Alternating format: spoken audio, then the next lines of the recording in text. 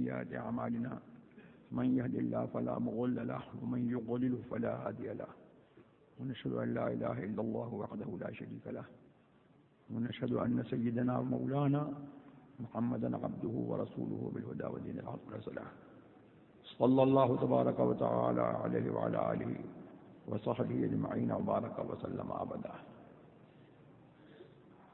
أما بعد فأعوذ بالله من الشيطان الرجيم. محمد رسول الله صدق الله مولانا العلي العظيم وبلغنا رسوله النبي الكريم الأمين المكين ونحن على ذلك لمن الشاهدين والشاكرين والحمد لله رب العالمين. ابھی آپ نے محدث کبیر علامہ ضیاء المصطفیٰ صاحب قادری رضوی امجدی مدد اللہ العالی کی تقریر پر تنویر جو بہت سارے گوشوں پر مشتمل اور ایمانیات کو محیط تھی، وہ آپ نے سنی. میں اگر ان تمام گوشوں پر ایک ایک گوشے پر اجمالی گفتگو کروں تو یہ رات گزر جائے گی اور گفتگو پوری نہیں ہو پائے گی. تو تفصیل کی تو بات ہی پھر کون کرے.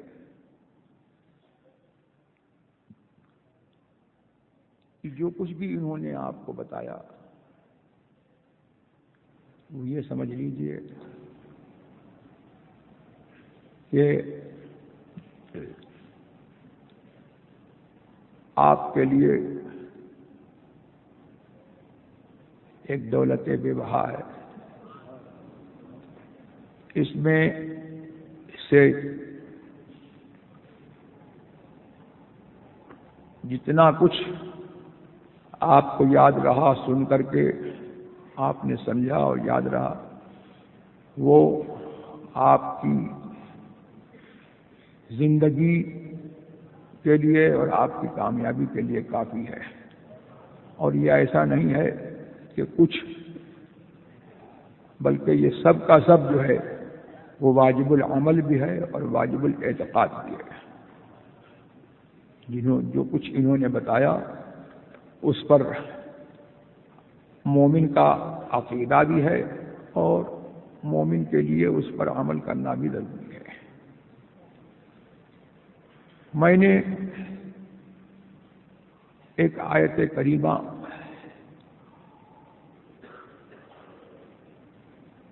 میں سے کچھ مختصر جز کو انتخاب کیا اپنی تلاوت کے لیے اور میں نے اس جز کی تلاوت کی. یہ آیت کریمہ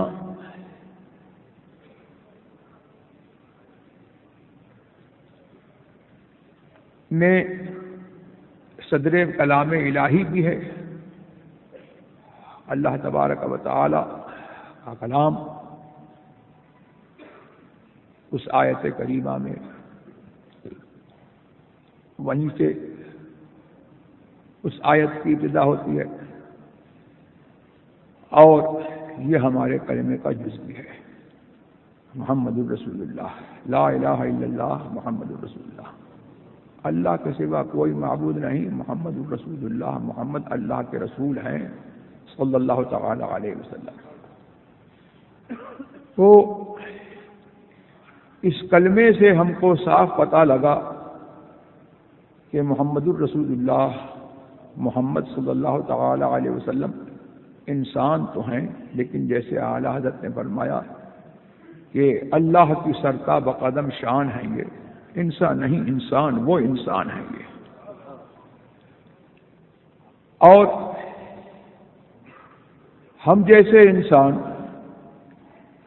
حضور کے برابر کیا ہو سکتے ہیں؟ انسانوں میں سب سے اعلیٰ طبقہ رسولوں کا، نبیوں کا، ان تمام رسول اعظام میں اور انبیاء کرام میں اس طبقہ اعلیٰ کے فرد اعظم اور فرد اعلیٰ محمد الرسول اللہ صلی اللہ تعالی علیہ وسلم ہے۔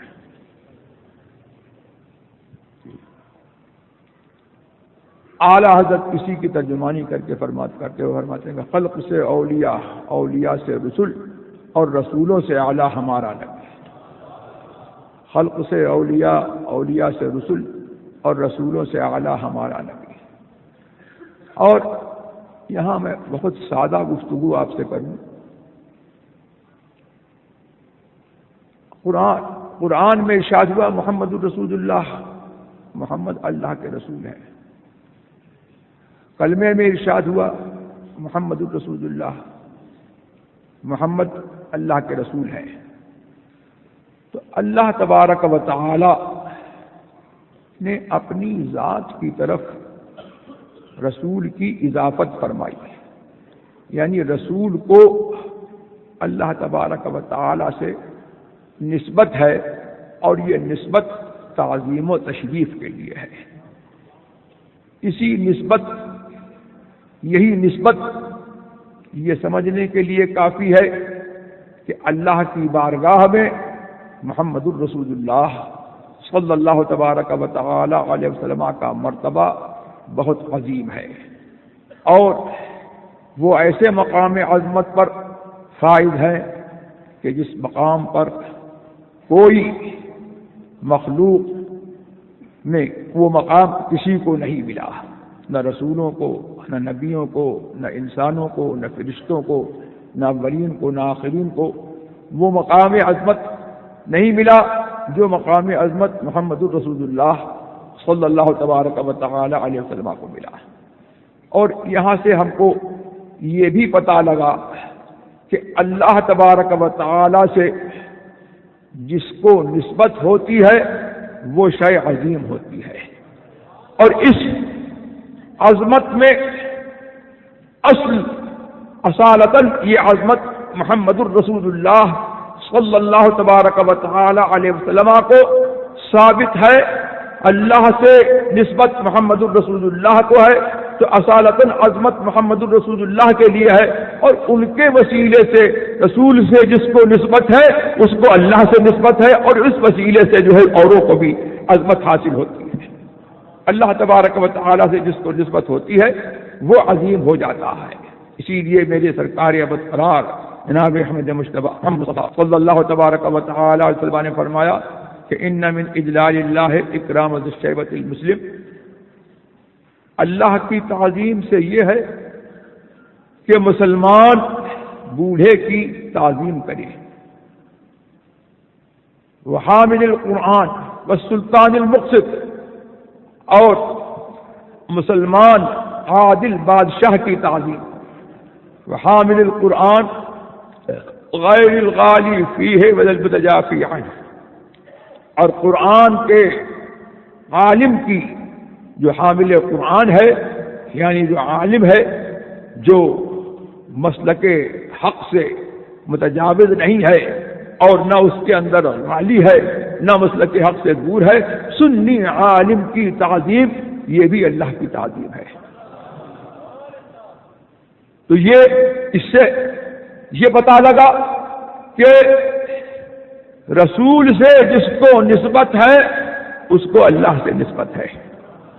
اصالتاً محمد الرسول اللہ کو بارگاہ الہی سے نسبت ہے، اور محمد الرسول اللہ کے بارگاہ میں تعالی ہے، اور جس کو اللہ کی بارگاہ سے کوئی عظمت نسبت نہیں ہے اس کے لیے جو ہے عزت اور عظمت اور تعظیم کا کوئی حصہ نہیں ہے۔ اور جو شے اللہ تبارک و تعالی سے رسول کے ذریعے سے، رسول کے توسل سے جو شے اللہ تبارک و تعالی سے نسبت رکھتی ہے اس کی تعظیم بھی واجب ہے۔ رسول کی تعظیم تو عین ایمان ہے ہی، تعظیم میں یہ بھی داخل ہے کہ جو رسول سے جو چیز نسبت رکھتی ہے اس کی بھی تعظیم کی جائے۔ اسی لیے آپ نے سنا جن میں عام طور پر لوگوں سے یہ مطلوب نہیں ہے کہ ان سنتوں کو بجا لائیں۔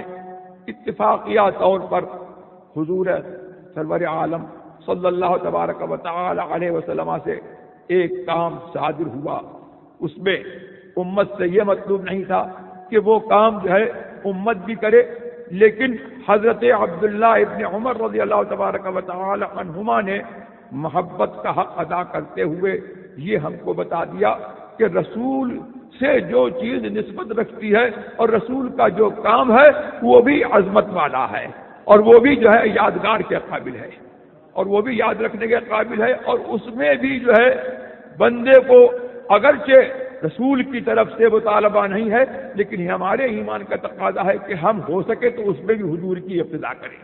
اسی لیے تو وہاں سے جب گزرے تو اب قد اتنا دراز نہیں تھا کہ امامہ شریف اس ڈال میں الجھ جاتا، تو پنجوں کے بل جو ہے کھڑے ہو کر کے آپ نے امامے کو جو ہے اس میں الجھایا۔ تو اس سے پتہ لگا کہ رسول کی سنت کی پیروی، یہ حضور سرور عالم صلی اللہ تبارک و تعالی وسلم کی تعظیم کا ایک حصہ ہے، اور حضور کی محبت کا ایک حصہ ہے، اور حضور کی اطاعت کی ایک شکل ہے کہ حضور کی سنت کی پیروی کی جائے۔ اور یہاں پر ایک بات یہ بھی ہے، حاضر و ناظر کی بحث چل رہی تھی، تو میں یہ پوچھتا ہوں کہ سمجھنے میں یہ ہے محمد الرسول اللہ، محمد اللہ کے رسول ہیں، یعنی اللہ نے محمد کو صلی اللہ تعالی علیہ وسلم رسول بنا کر کے بھیجا۔ اب کہاں کہاں کا رسول بنا کر کے بھیجا، کون کون سے زمانے کا رسول بنا کر کے بھیجا، کون کون سے طبقے کا رسول بنا کر کے بھیجا، کوئی قید نہیں ہے، کوئی کسی زمانے کی قید نہیں ہے، کسی طبقے کی قید نہیں ہے، کسی مکان کی قید نہیں ہے، کسی زمان کی قید نہیں ہے۔ تو اس سے پتہ لگا کہ جب محمد الرسول اللہ کو اللہ تبارک و تعالیٰ نے رسول تو بنایا ہے، لیکن حضور کو رسالت مطلقہ عطا فرمائی ہے، تو اس سے پتہ لگا کہ جہاں جہاں ہمارا ذہن جاتا ہے وہاں کے بھی رسول ہیں، اور جہاں ہمارا ذہن نہیں پہنچتا وہاں کے بھی رسول ہیں۔ تو اگلوں کے بھی رسول ہیں، پچھلوں کے بھی رسول ہیں، جنوں کے بھی رسول ہیں، فرشتوں کے بھی رسول ہیں، انسانوں کے بھی رسول ہیں، نبیوں کے بھی رسول ہیں، رسولوں کے بھی رسول ہیں، عالم اجسام کے بھی رسول ہیں، اور عالم ارواح کے بھی رسول ہیں۔ اور رسول کا کام کیا ہوتا ہے؟ مفردات راغب میں امام اصفہانی رضی اللہ تبارک و تعالی عنہ نے فرمایا کہ رسالت یہ ایک منصب سفارت ہے کہ اللہ تبارک و تعالی جس کو اس منصب پر فائز کرتا ہے، اللہ تبارک و تعالی اس کو منصب سفارت عطا فرماتا ہے، تاکہ لوگوں کی حاجتیں اور لوگوں کی جو معاش و معاد میں ان کی زندگی میں، دنیاوی زندگی میں اور اخروی زندگی میں جو ان کی علتیں ہیں اور جو ان کی مشکلات ہیں، پریشانیاں ہیں، ان کو دور کرے اور ان کو ستھرا کرے۔ تو رسول کا یہ رسول کا جو ہے معنی ہے۔ اسی بنا پر تو ہم رسول کو جب ہم جو ہے دافع البلا سمجھتے ہیں اور رسول کو حاجت روا سمجھتے ہیں، تو یہ رسول کی صحیح ترجمانی ہے۔ رسول کا معنی ہی یہی ہے کہ رسول آتا ہے امت کی بلائیں دور کرنے کے لیے، امت کی حاجتوں کو پورا کرنے کے لیے، اور امت کی مشکلات کو آسان کرنے کے لیے، اور رسول آتا ہے اللہ سے ملانے کے لیے۔ تو یہ جب حضور کو یہ منصب عطا کیا گیا اور حضور کو جو ہے سب کی طرف بھیجا گیا، تو جب حضور کو سب کی طرف بھیجا گیا تو اب کون سا مکان ہے جو حضور سے خالی ہے؟ ہر مکان کے رسول محمد الرسول اللہ ہیں، ہر زمانے کے رسول محمد الرسول اللہ ہیں، اور جب ہر مکان کے رسول محمد الرسول اللہ ہیں، ہر زمانے کے رسول محمد الرسول اللہ ہیں، تو یہ قاعدہ ہے کہ جب شے ثابت ہوتی ہے اپنے لوازم کے ساتھ ثابت ہوتی ہے۔ تو رسالت جو ہے اس بات کی مستلزم ہے، یہ رسالت عامہ اس بات کی مستلزم ہے کہ جس کو رسول عام بنا کر کے بھیجا گیا ہے وہ ہر زمانے میں موجود ہو، ہر مکان میں موجود ہو، ہر زمانے کی زینت ہو اور ہر مکان کی زینت ہو۔ اسی لیے تو قرآن میں فرمایا انا ارسلناک شاہدا ومبشرا ونذیرا، اے نبی ہم نے آپ کو حاضر و ناظر بنا کر کے بھیجا۔ اب کچھ لوگ کہتے ہیں کہ نہیں بھائی حاضر و ناظر ترجمہ نہیں ہے بلکہ گواہ ترجمہ ہے. اب آپ گواہ ترجمہ کر لیجئے یا حاضر و ناظر ترجمہ کر لیجئے، بات ایک ہی ہے. اس لیے کہ گواہ جو ہے وہ کون ہوتا ہے؟ گواہ وہ ہوتا ہے جو آنکھ سے دیکھتا ہے، اور گواہ وہ ہوتا ہے جو جائے واقعہ پر جو ہے حاضر ہو. آنکھ سے دیکھنا ہی کافی نہیں ہے. مثلا اگر کسی کو جو ہے اتنی بڑی بینائی جو ہے دے دی گئی ہے کہ وہ 2 میل سے یا 3 میل سے یا 4 میل سے جو ہے وہ یہاں بیٹھے بیٹھے جو ہے دیکھ رہا ہے کہ فلاں مقام پر فلاں واقعہ جو ہے وہ رونما ہوا، تو اتنا ہی کافی نہیں ہے، دیکھنا ہی کافی نہیں ہے، بلکہ اس مکان پر جو ہے اس کا ہونا بھی جو ہے ضروری ہے. لہذا اللہ تبارک و تعالی نے میرے رسول کو جو ہے جب شاہد فرمایا، یعنی سارے عالم کا گواہ بنا کر کے بھیجا، تو اللہ تبارک و تعالی نے ان کو وہ بصارت بھی عطا فرمائی جو بصارت جو ہے سارے عالم کا مشاہدہ فرما رہی ہے، اور ان کو وہ روح عظم عطا فرمائی ہے کہ وہ اپنی روح پاک سے جو ہے ہر مکان میں حاضر ہے.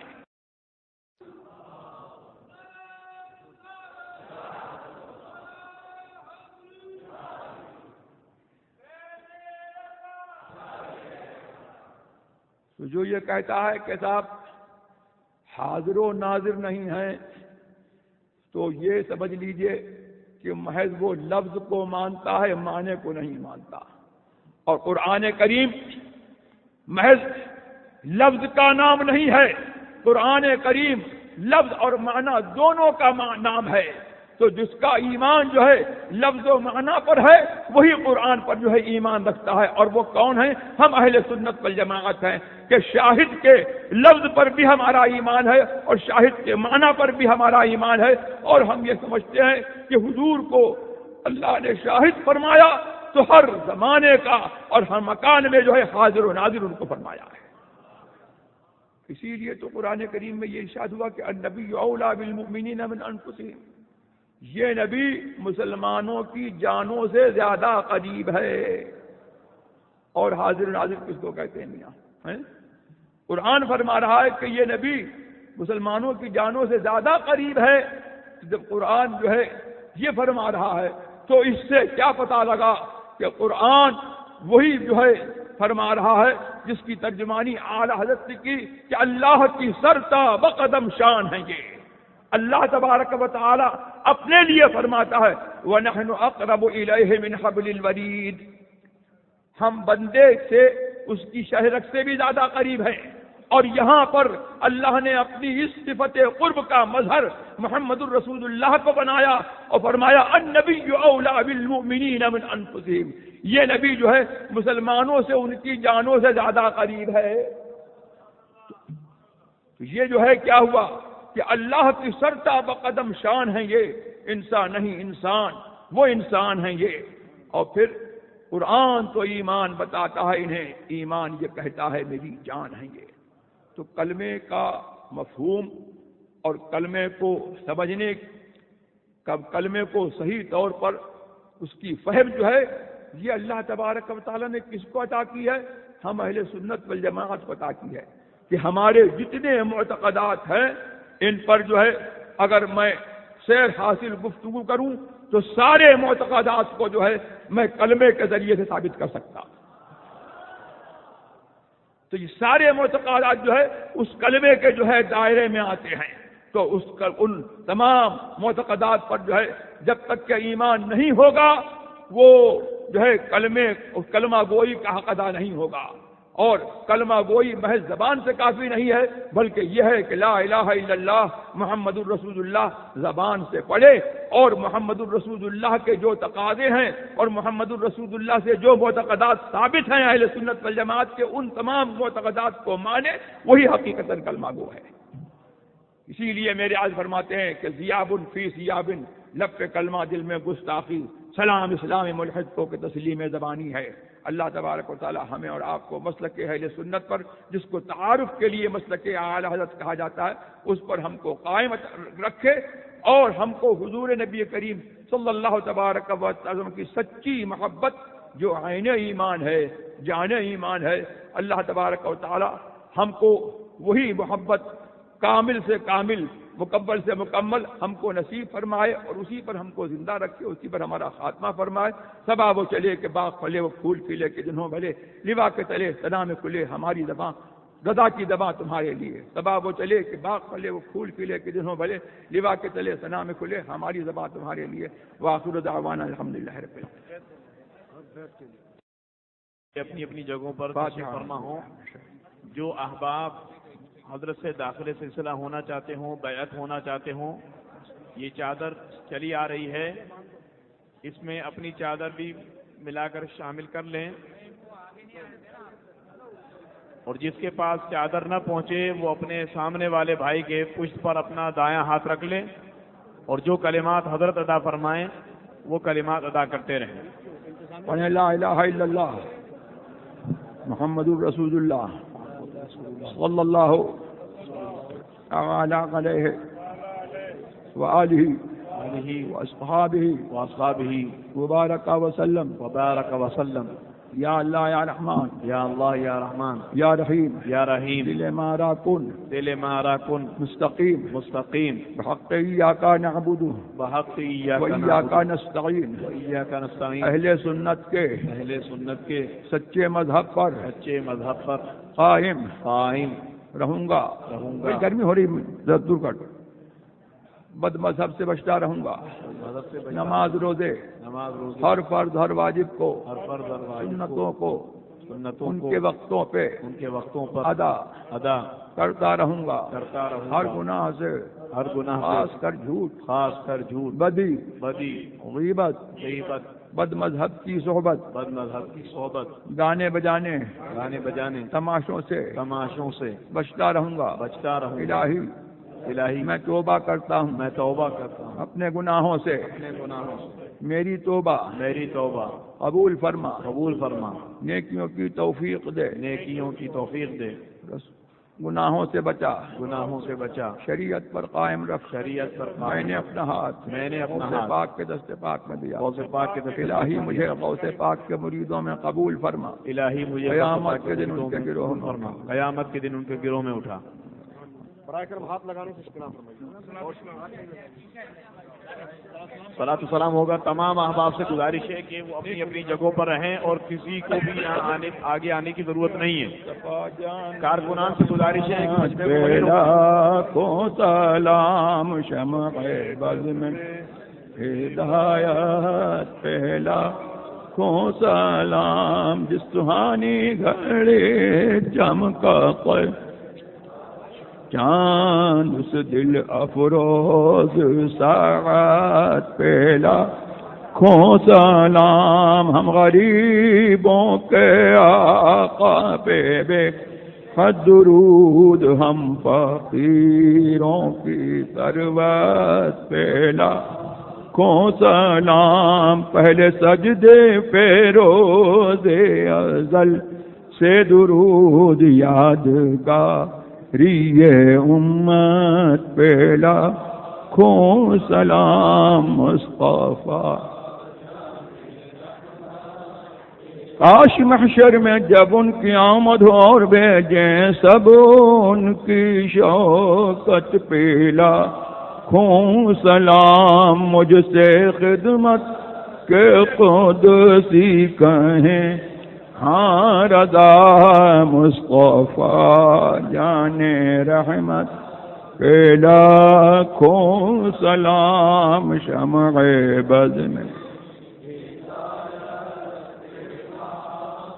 صلاۃ و سلام علیک سیدی صلاۃ و سلام علیک سیدی اختر رضا فخر اہل سنن شاہ اختر رضا ہے میری زندگی، شاہ اختر رضا ان کا سایہ سرو پر رہے دائما، ان کا سایہ سرو پر رہے دائما، ان کا سایہ سرو پر رہے دائما، ان کی نورانی صورت تیرا سلام مصطفیٰ. الصلاة والسلام عليك سيدي يا حبيب الله. الصلاة والسلام عليك يا نبي الله وعلى آلك وأصحابك سيدي يا رسول الله. اللهم صل على سيدنا مولانا محمد عافية الأبدان وشفائها وقرب القلوب دواها ونور الأبصار وضياءها عليه صلى الله عليه وسلم.